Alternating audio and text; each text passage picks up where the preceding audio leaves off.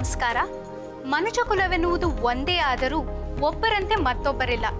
ದೇಹ ಮತ್ತು ಅಂಗಗಳು ಒಂದೇ ಆದರೂ ಅದರ ಆಕಾರ ಮತ್ತು ಸ್ವಭಾವಗಳು ಬೇರೆ ಬೇರೆ. ಈ ಪ್ರಪಂಚದಲ್ಲಿ ಏಕದಲ್ಲಿ ಅನೇಕವಿದ್ದು ಒಂದು ಬಗೆಯ ಹೊಂದಾಣಿಕೆಯನ್ನು ಹೊಂದಿದೆ ಎಂದು ಡಿವಿಜಿಯವರು ತಮ್ಮ ಮಂಕುತಿಮ್ಮನ ಕಗ್ಗದಲ್ಲಿ ತಿಳಿಸಿದ್ದಾರೆ.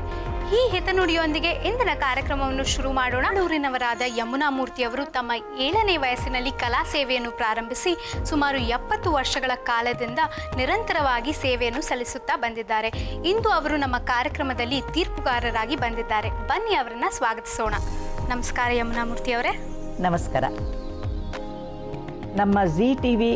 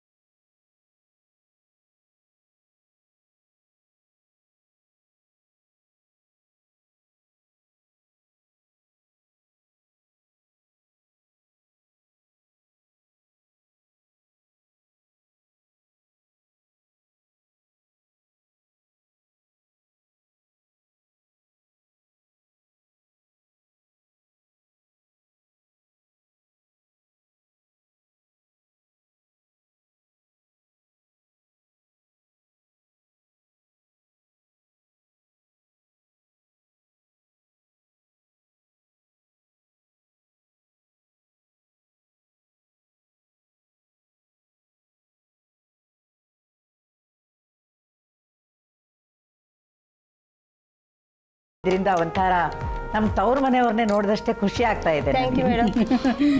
ಇವಾಗ ಸಾಸಿವೆ ಸಿಡಿದ ಮೇಲೆ ಇದು ಈರುಳ್ಳಿ ಹಾಕೋಣ. ಕರ್ಬೇವು ಮತ್ತು ಈರುಳ್ಳಿ, ಕೊತ್ತಂಬರಿ ಹಾಕ್ತಾ ಇದ್ದೀನಿ. ಇದು ಈರುಳ್ಳಿ ಹಾಕ್ತಾ ಇದ್ದೀನಿ. ಈರುಳ್ಳಿ ಚೆನ್ನಾಗಿ ಫ್ರೈ ಆಗಬೇಕು, ಬ್ರೌನ್ ಥರ ಆಗಬೇಕು, ಅಂದರೆ ಚೆನ್ನಾಗಿರುತ್ತೆ. ಇಲ್ಲಿ ಕಚ್ಚ ಕಚ್ಚ ಅಂತದಲ್ವಾ, ಅಂದರೆ ಹಸಿ ಥರ ಇರುತ್ತೆ, ಅದಕ್ಕೆ ಹಸಿ ವಾಸನೆ ಬರೋದಿಲ್ಲ ಅಲ್ಲಿಂದ ಈರುಳ್ಳಿದು. ಜವಳಿಕಾಯಿನ ಬೇಯಿಸ್ಕೊಂಡು ಉರಿತಿದ್ರೆ ಇಲ್ಲ ಹಾಗೆ ಇಲ್ಲ, ಇದು ಜವಳಿಕಾಯಿನ ಅಂದರೆ ಬಲ್ತಿರುತ್ತಲ್ವ, ತುಂಬ ಅಂದರೆ ಎಳೆದಿದ್ರೆ ಹುರ್ಕೊಂಡು ಮಾಡ್ಬೋದು. ಇದೇ ಥರ ಫ್ರೈ ಮಾಡಿ ಇದು 2 ವಿಷಲ್ ತೆಗೆದು 2 ವಿಷಲ್ ಅದು ಕುಕ್ಕರಲ್ಲಿ ಬಲ್ತಿದೆ, ಬೆಂದಿದೆ. ಬೆಂದಿದೆ. ಜಾಸ್ತಿ ಆಯಿಲ್ ಮಾಡೋಕ್ಕೆ ಬೇಡ, ಇದು ಬಾಣಲೆಯಲ್ಲಿ ಬೇಗ ಆಗ್ಬೋದು. ಇದು ಮೇಯ್ನ್ ಥಿಂಗ್ ಅಂದರೆ ತೊಗೊಳುವಾಗ ಎಳೆ ತೊಗೊಂಡ್ರೆ ಸುಮ್ಮನೆ ಫ್ರೈ ಮಾಡಿ ಮಾಡ್ಬೋದು.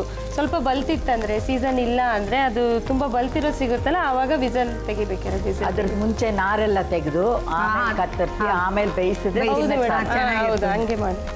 ಈಗ ಅರಿಶಿಣ ಪುಡಿ ಹಾಕಿ ಚೆನ್ನಾಗಿ ಈಗ ಬ್ರೌನ್ ಆಗ್ಯದ ಒಂದು ಸ್ವಲ್ಪ. ಇವಾಗ ಇದಕ್ಕೆ ಖಾರದ ಪುಡಿ ಹಾಕ್ತಾ ಇದ್ದೀನಿ. ಖಾರದ ಪುಡಿ ಅವ್ರ ರುಚಿಗೆ ತಕ್ಕಷ್ಟು. ಸ್ವಲ್ಪ ಇದು ರೊಟ್ಟಿ ಜೊತೆ ಚಪಾತಿ ಜೊತೆ ಸ್ವಲ್ಪ ಖಾರ ಚೆನ್ನಾಗಿರುತ್ತೆ, ಅದಕ್ಕೆ ಸ್ವಲ್ಪ ಜಾಸ್ತಿನೇ ಹಾಕ್ತಾ ಇದ್ದೀನಿ. ಇವಾಗ ಜವಳಿಕಾಯಿ ಮಿಕ್ಸ್ ಮಾಡ್ಕೊತೀನಿ. ಇದು ಜವಳಿಕಾಯಿ 1/4 kg ಅಷ್ಟು ತೊಗೊಂಡು ಬಂದರೆ ಇಷ್ಟು ಸಿಗುತ್ತೆ. ಅದು ಎಲ್ಲ ಸೋಸಿ ಬಿಡಿಸಿ ಎಲ್ಲ ಮಾಡಬೇಕಲ್ವ, ಮಿಕ್ಸ್ ಮಾಡಿ. ಸಾಮಾನ್ಯವಾಗಿ ಉತ್ತರ ಕರ್ನಾಟಕದ ಜನ ಖಾರ ಜಾಸ್ತಿ ತಿಂತಾರೆ. ಸ್ವಲ್ಪ ಸ್ಪೈಸಿ ಆಗಿರುತ್ತೆ. ಹುಳಿ ಕಡಿಮೆ. ಹುಳಿ ಕಡಿಮೆ. ಇದಕ್ಕೆ ಇಲ್ಲಿ ಬೆಂಗಳೂರಲ್ಲಿ ಗೋರಿಕಾಯಿ ಅಂತಾರೆ ಮೇಡಮ್, ನಮ್ಮ ಕಡೆ ಜವಳಿಕಾಯಿ ಅಂತೀವಿ, ನಮ್ಮ ಅತ್ತೆ ಚವಳಿಕಾಯಿ ಅಂತಾರೆ. ಸೊ ಇದು ನಾನು ನಾನು ನೋಡಿದ ತಕ್ಷಣ ಗೋರಿಕಾಯಿ ಅನ್ಕೊಂಡೆ, ನೀವು ಜವಳಿಕಾಯಿ ಅನ್ನೋದಕ್ಕೆ ಬೇರೆ ಬೇರೆ ನಮ್ಮ ಮನೆಯಲ್ಲಿ ತುಂಬ ಇಷ್ಟ ಎಲ್ಲರಿಗೂ. ರೊಟ್ಟಿ ಜೊತೆಗೆ ತುಂಬ ಇಷ್ಟ ಆಗುತ್ತೆ ಎಲ್ಲರಿಗೆ.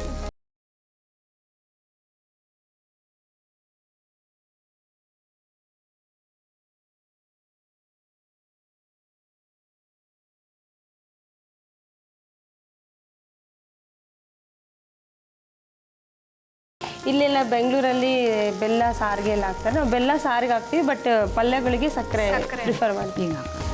ಇದು ಶೇಂಗಾ ಪುಡಿ. ಇದು ಶೇಂಗಾ ಪುಡಿ ಅಂದರೆ ಶೇಂಗಾ ಗ್ರೌಂಡ್ ನಟ್ನ ಹುರಿದ್ಬಿಟ್ಟು ಸುಮ್ಮನೆ ಪುಡಿ ಮಾಡಿರೋದು.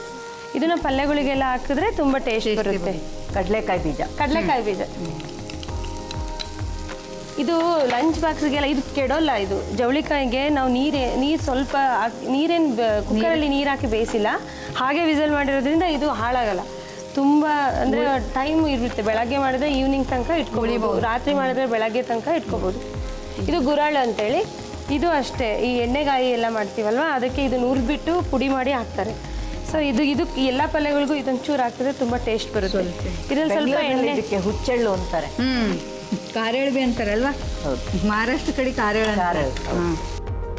ನೀವು ಮೊದಲನೇ ಸುತ್ತಿನಲ್ಲಿ ಆಯ್ಕೆ ಆದ್ಮೇಲೆ ಸಾಕಷ್ಟು ಜನ ನಿಮ್ನ ಗುರ್ತಿಡ್ತಿರ್ತಾರಲ್ವಾ? ಹೌದು, ಖಂಡಿತ. ಹೇಗೆ ಅನಿಸುತ್ತೆ ನಿಮ್ಗೆ? ಖುಷಿ ಆಗುತ್ತೆ. ಇಲ್ಲಿವರೆಗೂ ಇನ್ನು ಮುಂದೆ ಕಾಂಪಿಟೇಷನ್ ಅಲ್ಲಿ ವಿನ್ ಆಗ್ಬೇಕು, ಆಮೇಲೆ ಇನ್ನೂ ಚೆನ್ನಾಗಿ ಎಲ್ಲರೂ ಎನ್ಕರೇಜ್ ಮಾಡ್ತಾರೆ ಅಂತ ಖುಷಿ ಆಗುತ್ತೆ. ಎಲ್ಲರೂ ಹೇಳ್ತಾರಲ್ಲ ಬೆಸ್ಟ್ ಅತ್ತೆ ಸೊಸೆ ಜೋಡಿ. ಹೌದು.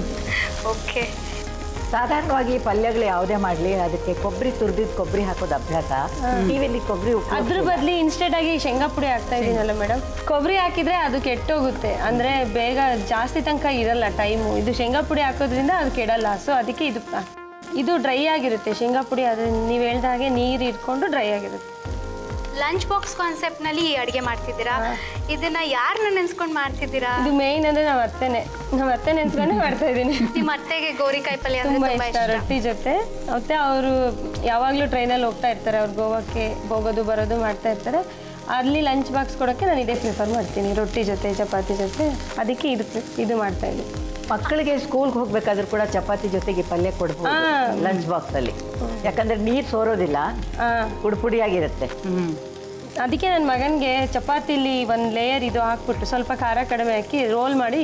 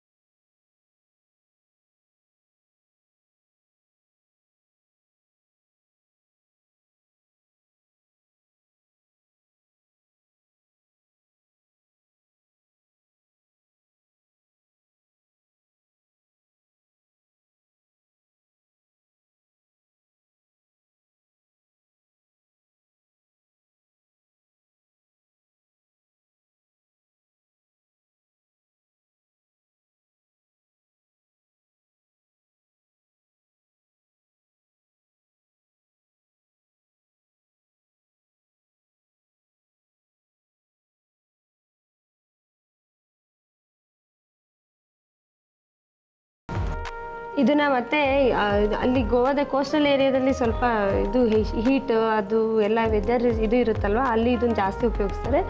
ಯಾಕಂದರೆ ಅದು ಕೂಲಾಗಿ ಇದು ಆಗುತ್ತೆ ಎಕ್ಸ್ಟ್ರೀಮ್ ಟೆಂಪರೇಚರ್ ಇರೋ ಕಾರಣ ಇದನ್ನ ತಿಂದ್ರೆ ತಂಪು ತಂಪಾಗುತ್ತೆ. ಅಂತಾನು ಉಪಯೋಗಿಸ್ತಾರೆ.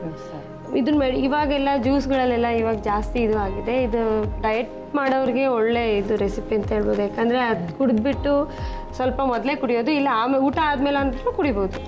ಅನ್ನನ ಜೊತೆಗೆ ಊಟ ಮಾಡ್ಬೋದು, ಅನ್ನ ಜೊತೆ. ಜೀರ್ಣ ಶಕ್ತಿಗೂ ಉಪಯೋಗ. ಜೀರ್ಣಶಕ್ತಿ Okay. ಉಪಯೋಗ. ಹಾಗಿದ್ಮೇಲೆ ರೆಡಿ ಆಯ್ತಾ ಇವಾಗ? ರೆಡಿ ಆಗಿದೆ. ನಿಮ್ಮ ಸಮಯನೂ ಮುಗಿದಿದೆ, ರೆಸಿಪಿ ಕೂಡ ತಯಾರಾಗಿದೆ.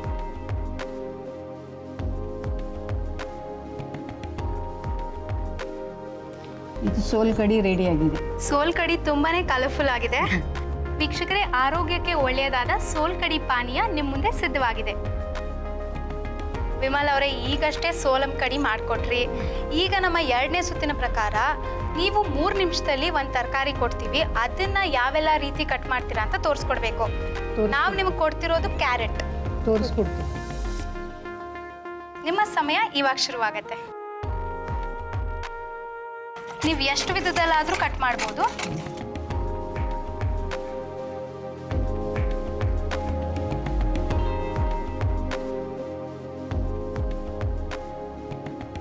ಕಟ್ ಮಾಡೋದು ಅದೇ ಅಭ್ಯಾಸ ಮನೆಯಲ್ಲಿ. ಎಲ್ಲ ಹಳಬರ್ಗಷ್ಟೇ ಬರೋದು, ಅದು ಈಗಿನವ್ರಿಗೆ ಬರಲ್ಲ. ಬರಲ್ಲ, ಅವ್ರು ಬೇಕು, ಕಟ್ಟರ್ ಬೇಕು, ಅವ್ರಿಗೆ ನೈಫ್ ಬೇಕು.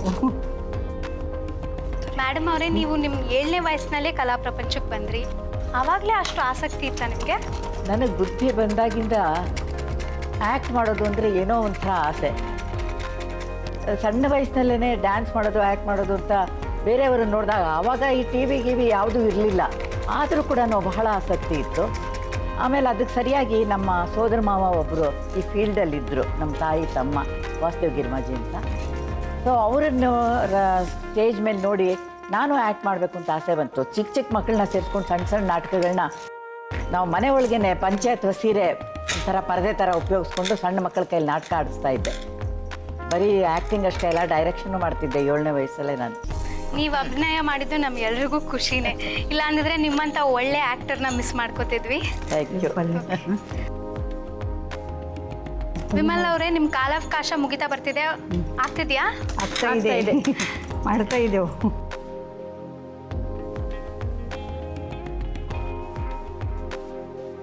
ಅನಿತಾ, ನಿಮ್ಮ ಕಾಲಾವಕಾಶ ಮುಗೀತು. ನಮ್ದು ಆಯ್ತು. ಓಕೆ, ಹಾಗಿದ್ರೆ ಈಗ ಜೋಡಿಸ್ಕೊಳ್ಳೋಣ. ಜೋಡ್ಸೋಣ. ಓಕೆ.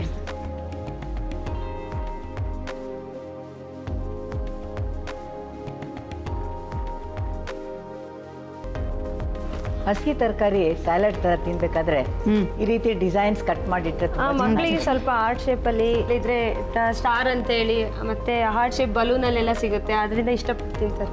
ಅದೇ ಅಟ್ರಾಕ್ಟಿವ್ ಆಗಿರೋ ಕಾರಣ ಬೇಗ ತಿಂತಾರೆ. ಹೌದು. ಆಮೇಲೆ ಇದನ್ನ ಕೋಸಂಬರಿನಲ್ಲಿ ಹಾಕ್ಬೇಕು. ಅದನ್ನು ಅಷ್ಟೇ, ಈ ಚಾಟ್ಗಳ ಮೇಲೆಲ್ಲ ಒಂದು ಏನೋ ಸ್ಟಾರ್ಟ್ ಮಾಡುವಾಗ ಮಕ್ಕಳಿಗೆ ಅಟ್ರಾಕ್ಟ್ ಆಗೋಕ್ಕೆ ತುರಿ ಇಟ್ಬಿಟ್ಟು ಮೇಲೆ ಒಂದು ಸ್ಟಾರ್ ಇಟ್ಟರೆ ಅಮ್ಮ ಸ್ಟಾರ್ ಮಾಡಿದ್ದಾಳೆ ಅಂತ ತಿನ್ಬೋದು, ಆ ಥರ. ಆಮೇಲೆ ಹಾಫ್ ಮೂನು ಹೇಳುವಾಗ ಸರ್ಕಲ್ ಹಾಫ್ ಮೂನ್ ಅಂತೆಲ್ಲ ಹೇಳ್ಕೊಟ್ರೆ ಅವರಿಗೂ ಮೂನ್ ಅಂದರೆ ದುಂಡುಗಿರುತ್ತೆ, ಹಾಫ್ ಸರ್ಕಲ್ ಅಂದರೆ ಆ ಥರ ಎಲ್ಲ ಹೇಳ್ಕೊಡ್ತಾರೆ. ಒಂಥರ ಎಜುಕೇಷನ್ನು. ಅದನ್ನು ತರಕಾರಿ ಕಟ್ ಮಾಡ್ತಾನೆ ಮಕ್ಕಳಿಗೆ ಅದನ್ನು oval shape, or shape, circle, half circle ಅಂತ ಹೇಳ್ಕೊಡ್ಬೋದು. ಸಾಂಬಾರಿಗೆ ಸರ್ಕಲಲ್ಲಿ ಹಾಕಿ ನೋಡು, ಸರ್ಕಲ್ ಹಾಫ್ ಸರ್ಕಲ್ ಥರ ಇದೆ ಅಂದರೆ ಮಮ್ಮಿ ಹೇಳಿದ್ಲು ಹಾಫ್ ಸರ್ಕಲ್ ಅನ್ನೋದು ನೆನಪಿಗೆ ಬರುತ್ತೆ. ಓಕೆ, ಇಷ್ಟೆಲ್ಲ ವಿಧದಲ್ಲಿ ಕಟ್ ಮಾಡಿದ್ದೀರಾ. ಇದನ್ನ ಯಾವುದಕ್ಕೆಲ್ಲ ಬಳಸ್ತೀರಾ ಅಂತ ಹೇಳ್ತೀರಾ? ಓಕೆ. ಇದು ಗಾರ್ನಿಷಿಂಗ್ಗೆ ಅಂತೇಳಿ ಉಪಯೋಗಿಸ್ತೀನಿ. ಸರ್ಕಲಲ್ಲಿರೋದು ಸಾಂಬಾರ್ಗೂ ಹಾಕ್ಬೋದು ಮಕ್ಕಳಿಗೆ ಅಟ್ರಾಕ್ಟ್ ಆಗೋಕ್ಕೆ. ಇದನ್ನು ಅಷ್ಟೇ ಹಾಫ್ ಸಾಂಬಾರ್ಗೆ ಅಥವಾ ಅದಕ್ಕೆ ಉಪಯೋಗಿಸ್ಬೋದು. ಇದು ಗಾರ್ನಿಷಿಂಗ್ಗೆ, ಇದು ಸಾಂಬಾರ್ಗೆ ಹಾಕ್ಬೋದು. ಇದು ಪಲ್ಯಗಳಿಗೆ ಚಿಕ್ಕದಾಗಿ ಇಷ್ಟಪಡ್ತಾರೆ. ಇದು ಟ್ರಯಾಂಗಲ್ ಶೇಪ್ ಅಂತೇಳಿ ಮಕ್ಕಳಿಗೆ ಹಾಕ್ಕೊಡೋಕ್ಕೆ ಇದರಲ್ಲಿ ಪುಲಾವಲ್ಲೂ ಹಾಕ್ಬೋದು. ಇದು ಫ್ರೈಡ್ ರೈಸ್ಗೆ ಅಂತೇಳಿ ಕಟ್ ಮಾಡಿದ್ದೀನಿ. ಅದ್ರಲ್ಲಿ ಫ್ರೈಸ್ ಕೂಡ ಮಾಡ್ಬೋದಲ್ವಾ? ಐ ಮೀನ್ ಡಿಪ್ ಮಾಡಿ. ಡಿಪ್ ಮಾಡಿ ಇದರಲ್ಲೂ ಫ್ರೈಸ್ ಮಾಡ್ಬೋದು. ಇದು ಚಿಪ್ಸ್ ಥರ, ಇದಕ್ಕೆ ಇದು ಫ್ರೈಡ್ ರೈಸ್ಗೆ ಚಿಕ್ಕದಾಗಿರಬೇಕು, ಅದಕ್ಕೆ ಇದು ಮಾಡಿದ್ದೀನಿ. ಇದು ಉಪ್ಪಿನಕಾಯಿಗೆ ಮತ್ತು ಕೂಟ್ ಅಂತೇಳೆಲ್ಲ ಮಾಡ್ತೀವಲ್ವ, ಅದಕ್ಕೂ ಈ ಥರ ಉದ್ದುದ್ದ ಹಾಕ್ಬೋದು. ಇದೂ ಅಷ್ಟೇ ಗಾರ್ನಿಷಿಂಗ್ ಮಾಡ್ತಾಯಿದ್ದೀನಿ. ಇದನ್ನು ಬೇಕಂದ್ರೆ ಫ್ರೈಸ್ಗೆಲ್ಲ ಉಪಯೋಗಿಸ್ಬೋದು. ಇದರಲ್ಲಿ ಪೊಟ್ಯಾಟೊ ಮಾಡಿದ್ರೂ ಅದನ್ನು ಫ್ರೈ ಮಾಡಿ ಆಲೂಗಡ್ಡೆ ಬೋಂಡ ಮಾಡಿಕೊಡ್ಬೋದು. ಇದು ಹಾರ್ಟ್ ಶೇಪಲ್ಲಿ ಮಾಡಿದ್ದೀನಿ. ಇದು ಡಿಸೈನ್ ಮಾಡೋಕ್ಕೆ ಅಂತ ಮಾಡ್ತಾ ಇದ್ದೀವಿ, ಲೀಫ್ ಟೈಪ್ ಡಿಸೈನ್ ಮಾಡೋಕ್ಕೆ ಹೋಗಿ ಡಿನ್ನರ್ ಟೇಬಲ್ ಮೇಲೆ ಡೆಕೋರೇಟ್ ಮಾಡೋಕ್ಕೆ. ಇದೂ ಅಷ್ಟೇ ಇದಕ್ಕೆ ಇದನ್ನು ಕಟ್ ಮಾಡಿಬಿಟ್ಟು ಇದನ್ನು ಪಲ್ಯಕ್ಕೂ ಹಾಕ್ಬೋದು ಅಥವಾ ಸಾಂಬಾರ್ಗೆ ಹಾಕ್ಬೋದು, ಪುಲಾವ್ಗೆ ಹಾಕ್ಬೋದು. ಇದು ಫ್ರೈಡ್ ರೈಸ್ಗೆ ಈ ಟೈಪು, ಪುಲಾವ್ಗೆ ಈ ಟೈಪ್ನೂ ಹಾಕ್ಬೋದು. ಇದನ್ನು ಫ್ಲವರ್ ಥರ ಗಾರ್ನಿಷಿಗೆ, ಇದು ಕೋಸಂಬರಿಗೆ ಮತ್ತು ಚಾಟ್ಗೆ. ವಿಮಲ್ ಮತ್ತು ಅನಿತಾ ಅವರೇ, ನಮಗೋಸ್ಕರ 2 ರೆಸಿಪೀಸ್ ಮಾಡಿ ತೋರಿಸ್ರಿ. ಮತ್ತು ಕ್ಯಾರೆಟ್ನ 12 ವಿಧದಲ್ಲಿ ಕಟ್ ಮಾಡಿ ತೋರಿಸಿದ್ದೀರಾ. ತುಂಬ ವೆರೈಟಿ ಆಗೇನೆ ತೋರಿಸಿದ್ದೀರಾ. ಈಗ ನಿಮಗೆ ಪೈಪೋಟಿ ಕೊಡೋಕೆ ನಾಗರಬಾವಿ ಅತ್ತೆ ಸೊಸೆ ಜೋಡಿ ಬರ್ತಿದೆ. ಕೊತ್ತಂಬರಿ ಬೀಜ ಕುದಿಸಿದ ನೀರಿಗೆ ಸಕ್ಕರೆ ಬೆರೆಸಿ ಕುಡಿಯುತ್ತಾ ಬಂದರೆ ತಲೆ ಸುತ್ತು ಕಡಿಮೆ ಆಗುತ್ತೆ.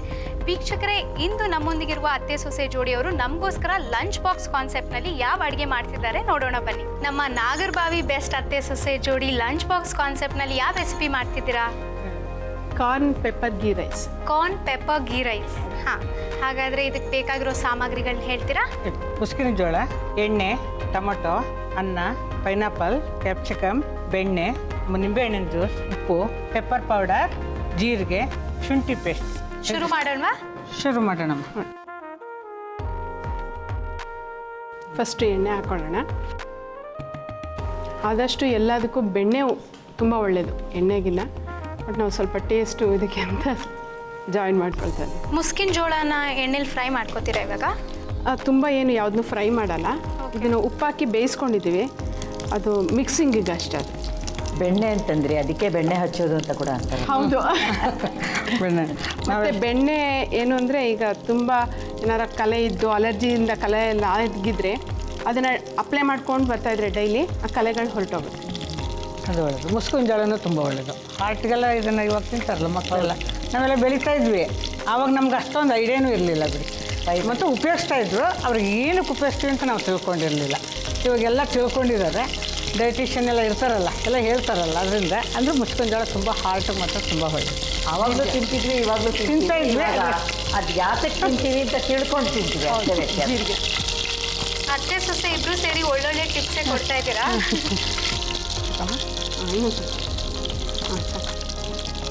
ಯಾವುದೇ ಒಂದು ತಿಂಡಿನೇ ಆಗಲಿ ಅಡುಗೆನೇ ಆಗಲಿ ಮಾಡಬೇಕಾದ್ರೆ ಆ ತರಕಾರಿಲಿ ಏನಿದೆ ಅಲ್ಲ ಅಂತ ಫಸ್ಟು ಮಾಡೋರು ತಿಳ್ಕೊಂಡಿದ್ರೆ ತಿನ್ಸೋರ್ಗೂ ಚೆನ್ನಾಗಿ ತಿನ್ನಿಸ್ಬೋದು. ಅಂದರೆ ನಮಗೆ ಗೊತ್ತಿರುತ್ತಲ್ಲ ಅವ್ರಿಗೆ ಏನು ಬೇಕು ಅಂತ. ಅದಕ್ಕೆ ಫಸ್ಟು ನಾವು ತಿಳ್ಕೊಬೇಕು. ಈಗ ಜೀರಿಗೆ ಆಯಿತು. ನೆಕ್ಸ್ಟ್ ಕಾರ್ನ್ ಹಾಕಿ.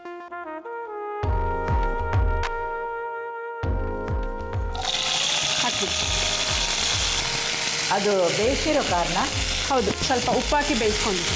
ಅಂದರೆ ಸ್ವೀಟ್ ಕಾರ್ನ್ ಅಂತ ಸಿಗುತ್ತಲ್ಲ, ಸ್ವೀಟ್ ಕಾರ್ನ್ ಅಂತ ಸಿಗುತ್ತಲ್ಲ ಅದು. ಮತ್ತು ಇದನ್ನೇನು ಅಂದರೆ, ಸ್ವೀಟ್ ಕಾರ್ನ ಕಿತ್ತು ಅಂದರೆ ನಮಗೆ ಸಿಕ್ಕಾದ್ಮೇಲೆ ವಿತಿನ್ 2-3 ಡೇಸಲ್ಲಿ ನಾವು ಯೂಸ್ ಮಾಡಬೇಕು. ಇಲ್ಲಾಂದರೆ ಇದರಲ್ಲಿ ಹೈ ಇನ್ ಶುಗರ್ ಇದು ಸ್ಟಾರ್ಚ್ ಆಗಿ ಕನ್ವರ್ಟ್ ಆಗಿಬಿಡುತ್ತೆ. ಅದಕ್ಕೋಸ್ಕರ ನಾವು ವಿತಿನ್ 3 ಡೇಸ್ ನಾವು ಯೂಸ್ ಮಾಡಲೇಬೇಕು.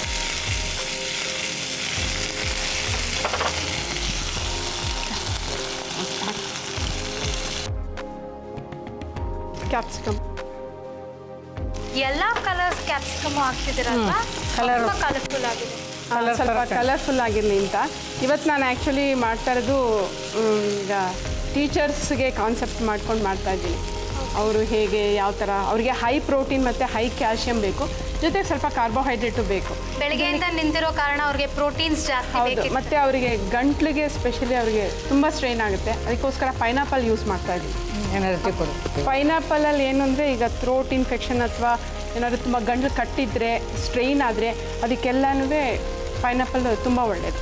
ಓ, ಗಂಟ್ಲು ಕಟ್ಟಿದ್ರೆ ಪೈನಾಪಲ್ ತಿನ್ನಬಾರ್ದೇನೋ ಅಂತ ತಿಳ್ಕೊಂಡಿದ್ದೆ. ಇಲ್ಲ, ಪೈನಾಪಲ್ ಜ್ಯೂಸ್ ಕುಡಿದ್ರೆ ಇನ್ಸ್ಟೆಂಟ್ ನಿಮಗೆ ರಿಲ್ಯಾಕ್ಸ್ ಆಗುತ್ತೆ. ಅದೇ ಅದರಲ್ಲಿ ಸಿಟ್ರಸ್ ಜ್ಯೂಸ್ ಇರೋ ಕಾರಣ ಥ್ರೋಟ್ ಕ್ಲಿಯರ್ ಆಗುತ್ತೆ. ಕ್ಲಿಯರ್ ಆಗುತ್ತೆ. ಅದಕ್ಕೆ ಜೊತೆಗೆ ಸ್ವಲ್ಪ ರ್ಯಾಡಿಶ್ ಜ್ಯೂಸ್ ಮಿಕ್ಸ್ ಮಾಡ್ಕೊಂಡು ಕುಡಿದ್ರಂತೂ ಇನ್ನೂ ಒಳ್ಳೆಯದು. ಸಿಂಗರ್ಸ್ ಯೂಶ್ವಲಿ ಅದನ್ನು ಪ್ರಿಫರ್ ಮಾಡ್ತಾರೆ ಆ ಥರ. ನಮ್ಮ ಎಲ್ಲ ಸಿಂಗರ್ಸ್ಗಂತೂ ಒಳ್ಳೆ ಕಿವಿ ಮಾತನ್ನೇ ಕೊಟ್ಬಿಟ್ರಿ. ಈಗ ಜಿಂಜರ್ ಗಾರ್ಲಿಕ್ ಪೇಸ್ಟ್ ಹಾಕೊಳ್ತೀವಿ.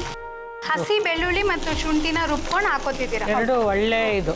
ಅದು ಆರೋಗ್ಯಕ್ಕೆ ಶುಂಠಿ ಪ್ರತಿದಿನ ಉಪಯೋಗಿಸ್ಬೇಕಲ್ವಾ? ಜೀರ್ಣಶಕ್ತಿ ಶುಂಠಿಯೇನೋ ಒಳ್ಳೇದು. ಬಟ್ ತುಂಬ ಹಳೆ ಕಾಲದಲ್ಲಿ ಎಷ್ಟೋ ಜನಗಳ ಮನೇಲಿ ಬೆಳ್ಳುಳ್ಳಿ ಉಪಯೋಗಿಸಲ್ಲ. ಇವಾಗಲೂ ಕೆಲವರು ಉಪಯೋಗಿಸಲ್ಲ. ಆದರೆ ಬೆಳ್ಳುಳ್ಳಿ ತುಂಬ ಒಳ್ಳೆಯದು. ಕೊಲೆಸ್ಟ್ರಾಲ್ ಎಲ್ಲ ಕಡಿಮೆ ಕಡಿಮೆ ಆಗುತ್ತೆ. BP ಅವರಿಗೆ ಅದೇನೋ ದುರದೃಷ್ಟ, ಇಷ್ಟ ಇಲ್ಲದೆ ಇರೋದೆಲ್ಲ ಒಳ್ಳೇದು ಆಗಲ್ಲ. ಇಲ್ಲ, ಹಿಂದೆ ಎಲ್ಲ ಪ್ರತಿಯೊಂದು ವಸ್ತುನೂ ಒಳ್ಳೆದೇ ಇತ್ತು ನಮಗೆ ಸಾಮಾನುಗಳಲ್ಲಿ. ಇವಾಗ ಅದನ್ನು ತಿಳ್ಕೊಬೇಕಷ್ಟೆ. ಕಾರ್ಡಿಯಾಲಜಿ ಸರ್ವೆಗಳು ಹೋದ್ರೆ ಹಸಿ ಬೆಳ್ಳುಳ್ಳಿ ಬೆಳಿಗ್ಗೆ ಎದ್ದು ತಿನ್ಬೇಕು ಅಂತ ಎಲ್ಲ ಡಾಕ್ಟರ್ಸ್ ಹೇಳ್ತಾರೆ. ಸೊ ಹಾಗಾಗಿ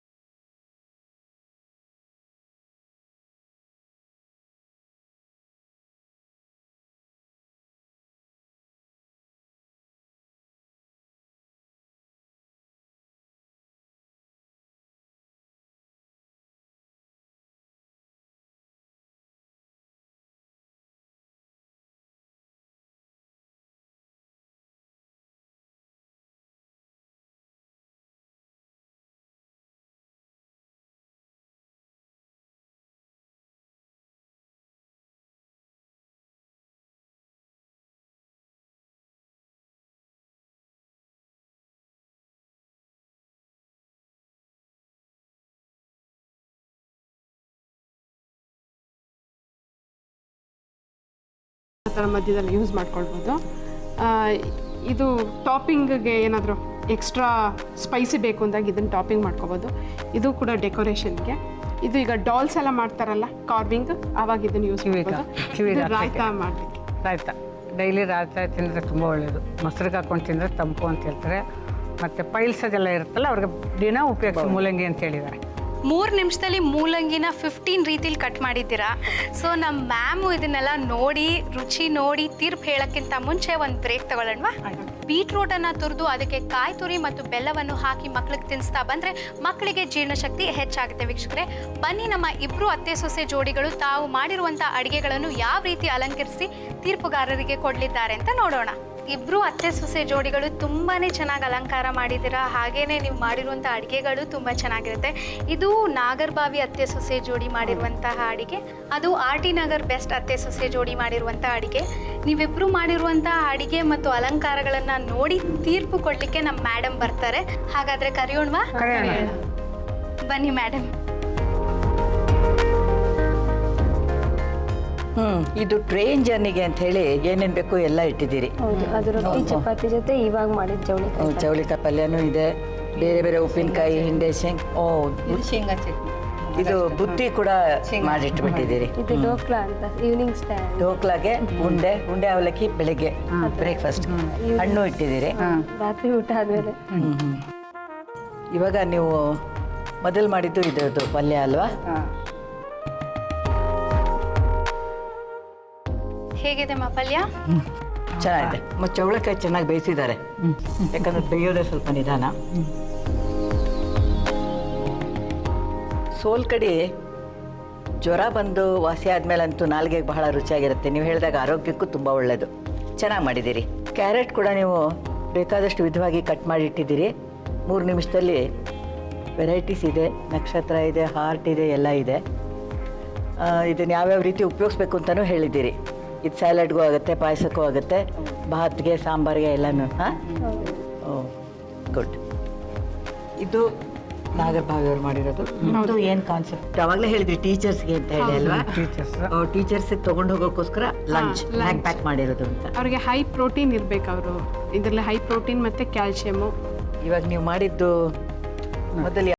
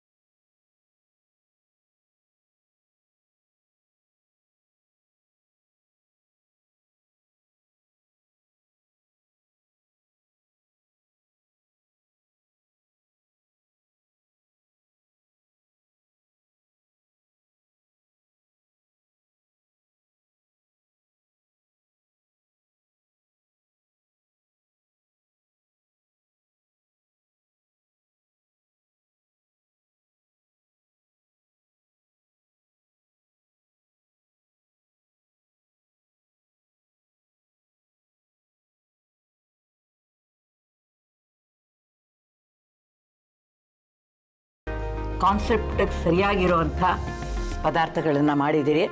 ತುಂಬ ಸಂತೋಷ. ಆದರೆ ಯಾರು ಇದರೊಳಗೆ ಬೆಟರ್ ಅನ್ನೋದು ನಾನು ಸ್ವಲ್ಪ ಪಾಯಿಂಟ್ಸ್ ಬರ್ಕೊಂಡಿದ್ದೀನಿ. ಅದನ್ನು ನೋಡಿ ಇತ್ಯರ್ಥ ಮಾಡೋದು ಒಳ್ಳೆಯದು ಅನಿಸುತ್ತೆ ನನಗೆ. ಕೂತ್ಕೊಂಡು ಮಾತಾಡೋಣಲ್ಲ? ಖಂಡಿತ.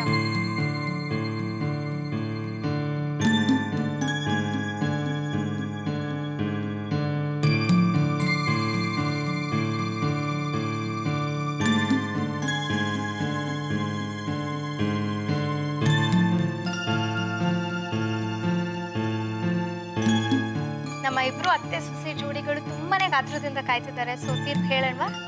ಹೇಳ್ಬೋದು. ನಿಜವಾಗ್ಲೂ ಇದು ತೀರ್ಪುಗಾರರ ಕೆಲಸ ಒಂದು ಸ್ವಲ್ಪ ಕಷ್ಟ ಅನಿಸುತ್ತೆ ನನಗೆ. ಯಾಕಂದರೆ ಒಂದೊಂದರಲ್ಲಿ ಒಂದೊಂದು ಇಷ್ಟ ಆಗಿರುತ್ತೆ. ಆಮೇಲೆ ವ್ಯಕ್ತಿಗಳಲ್ಲೂ ಅಷ್ಟೇ. ಇವಾಗ ಒಬ್ಬರನ್ನ ನಿಮ್ಮದು ಸುಮಾರಾಗಿದೆ ಅಂತ ಹೇಳೋಕ್ಕೆ ಏನೋ ಒಂಥರ ಮನಸ್ಸಿಗೆ ಸ್ವಲ್ಪ ಮುಜುಗರ ಆಗುತ್ತೆ. ಆದರೆ ಕಾಂಪಿಟೇಷನ್ ಅಂದಮೇಲೆ ಏನೂ ಮಾಡೋಕ್ಕಾಗಲ್ಲ. ಒಬ್ಬರು ಗೆಲ್ಲಬೇಕು, ಒಬ್ಬರು ಸೋಲ್ಬೇಕು, ಏನೂ ಮಾಡೋಕ್ಕೆ ಸಾಧ್ಯನೇ ಇಲ್ಲ. ನೀವು RT ನಗರದವರು ಮಾಡಿರೋದು ಏನೊಂದು ನನಗಿಷ್ಟ ಆಯಿತು ಅಂದರೆ, ಮನೆಯಲ್ಲಿ ಸಿಗುವಂಥ ಸಾಮಾನು.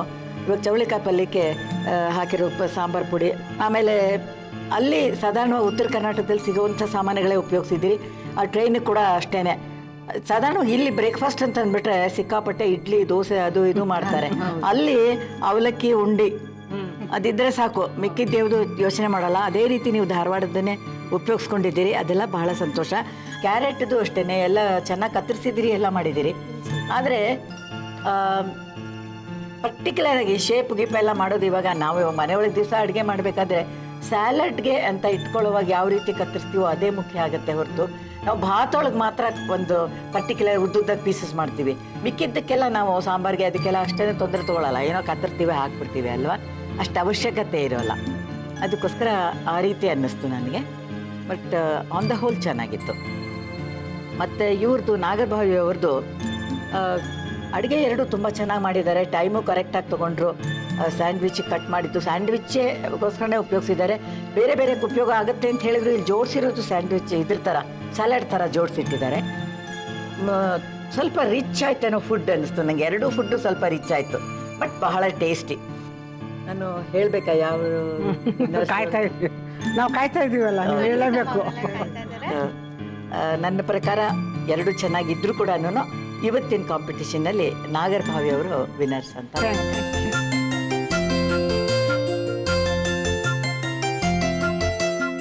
ನಾಗರಭಾವಿ ಬೆಸ್ಟ್ ಅತ್ತೆ ಸೊಸೆ ಜೋಡಿ ಈ ಸುತ್ತಿನಲ್ಲಿ ಆಯ್ಕೆಯಾಗಿ ಮುಂದಿನ ಸುತ್ತಿಗೆ ಆಯ್ಕೆಯಾಗಿದ್ದೀರಾ. ನಾನು ಮತ್ತೆ ನಿಮ್ಮನ್ನ ಮುಂದಿನ ಸುತ್ತಿನಲ್ಲಿ ಭೇಟಿ ಆಗ್ತೀನಿ. ಅಲ್ಲಿಯವರೆಗೂ ನಮಸ್ಕಾರ. ನಮಸ್ಕಾರ. ವಿಮಲ್ ಮತ್ತು ಅನಿತಾ ಅವರೇ, ಕಳೆದ ಬಾರಿ ಸ್ಪರ್ಧೆಗೂ ಈ ಬಾರಿ ಸ್ಪರ್ಧೆಗೂ ಏನು ವ್ಯತ್ಯಾಸ ಅನಿಸ್ತು ಮತ್ತು ಹೇಗೆ ಅನಿಸ್ತು ನಿಮಗೆ? ಇದು ಸ್ವಲ್ಪ ಟಫ್ ಅಂತ ಅನ್ನಿಸ್ತು. ಸ್ವಲ್ಪ ಪ್ರಿಪ್ರೇಷನ್ ಇರಲಿಲ್ಲ, ಓಕೆ, ಅದಕ್ಕೆ ಸೋತ್ವಿ ಅಂತ ಅಕ್ಸೆಪ್ಟ್ ಮಾಡ್ಕೊಳ್ಳೇಬೇಕು. ನಮ್ಮ RT ನಗರದ ಬೆಸ್ಟ್ ಅತ್ತೆ ಸೊಸೆ ಜೋಡಿ 2ನೇ ಸುತ್ತಿನ ತನಕ ಬಂದು ತುಂಬಾ ಚೆನ್ನಾಗಿ ಭಾಗವಹಿಸಿದ್ದೀರಾ. ನಮ್ಮ ರುಚಿ ಅಭಿರುಚಿ ತಂಡದ ಪರವಾಗಿ ಅನಿತಾ ಮತ್ತು ಇಲ್ಲಿ ತನಕ ಬಂದು ತುಂಬ ಚೆನ್ನಾಗಿ ಭಾಗವಹಿಸಿದ್ದೀರಾ. ನಿಮಗೆ ನಮ್ಮ ರುಚಿ ಅಭಿರುಚಿ ತಂಡದ ಪರವಾಗಿ ಧನ್ಯವಾದಗಳು. ನಿಮಗೂ ಕೂಡ ಜಿ ಕನ್ನಡ ಅವರು ಇಂಥ ಒಂದು ಅತ್ತೆ ಸೊಸೆ ಕಾಂಪಿಟೇಷನ್ ಮಾಡ್ತಾ ಇರೋದ್ರಿಂದ ಎಂತೆಂಥ ಒಳ್ಳೆ ಹೊಸ ರೆಸಿಪಿ ನೋಡ್ಬೋದು, ಅದು ನೋಡೋಕೆ ಸಿಗ್ತಾ ಇದೆ. ಅತ್ತೆ ಸೊಸೆ ಇದು ಎಲ್ಲ ಸಿಗ್ತಾ ಇದೆ. ಸೊ ಈ ಥರ ಕಾಂಪಿಟೇಷನ್ ಇನ್ನೂ ಮುಂದೆ ಚೆನ್ನಾಗಿ ಬರಲಿ ಅಂತ ಹೇಳ್ತಾ ಧನ್ಯವಾದಗಳು. ನಮಸ್ಕಾರ. ನಮಸ್ಕಾರ. ಮೇಡಮ್ ಅವರೇ, ನಮ್ಮ ಇಂದಿನ ಸಂಚಿಕೆಯ ತೀರ್ಪುಗಾರರಾಗಿ ಬಂದಿದ್ದೀರಾ. ನಿಮ್ಗೆ ಹೇಗೆ ಅನಿಸ್ತು? ನನಗೆ ಸಾಧಾರಣವಾಗಿ ನಾಟಕದಲ್ಲಿ ಪಾರ್ಟ್ ಮಾಡಿ ಹೇಳಿರೋ ವಾಕ್ಯಗಳನ್ನು ಹೇಳಿ ಗೊತ್ತು ಹೊರತು ಸ್ವತಃ ನಾನೇ ಮಾತಾಡೋದು, ಅದರಲ್ಲೂ ಇಂಥ ಕಾರ್ಯಕ್ರಮದಲ್ಲಿ ತೀರ್ಪುಗಾರರಾಗಿ ಬಂದು ಮಾತಾಡೋದು ಅಂತಂದರೆ ಒಂದು ಹೊಸ ಅನುಭವ. ತುಂಬ ಖುಷಿ ಆಯಿತು.